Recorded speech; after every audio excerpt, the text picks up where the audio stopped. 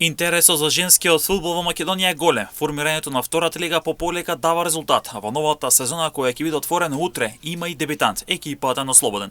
Втората лига ги намали разликите во резултатите, па сега има поголема рамноправност во квалитетот во првата лига, но и во втората лига. Нормално дека формирањето на втората лига овозможи некако квалитетот да се раздели, нели?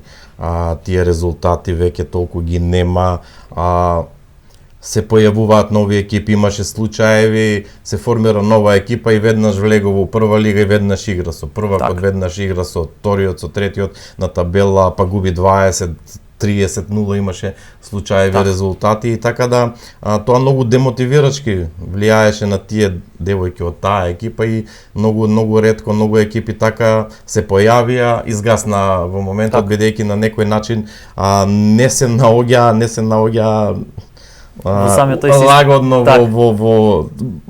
прво на теренот, па после и во целиот тој систем, и така да мислам дека таа втора лига е вистински потек на фудбалската федерација. И сега квалитетот на таа втора лига можеби уште нели, има една екипа или две, да речеме, кои што се бркаат, другите 5-6 на некој начин само статираат во моментот или само се надпреваруваат во таа втора лига. Инфраструктурата е проблем кога е во прашање женскиот фудбал во Македонија. Инфраструктурата кој инфраструктура во моментот мислам дека не е на завидно ниво.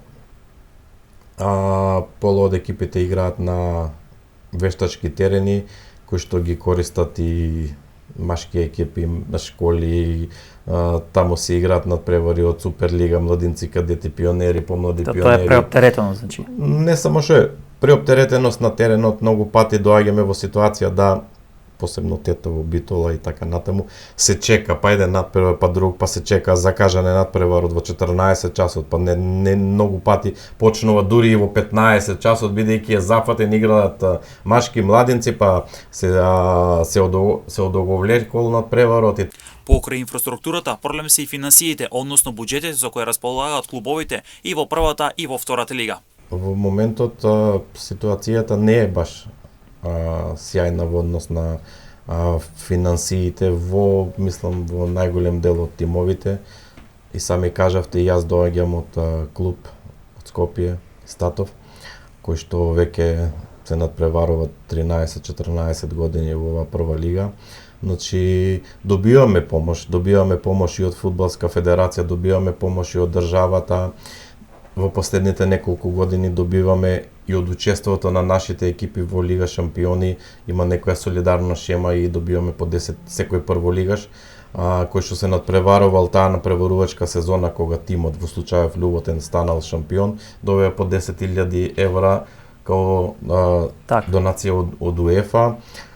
Знаете, сите сме сведоци, воучерите, се зборуваше многу за ниво во овој последен период. Добивавме и ние прволигашите воучери во сооднос многу различен за разлика од машките.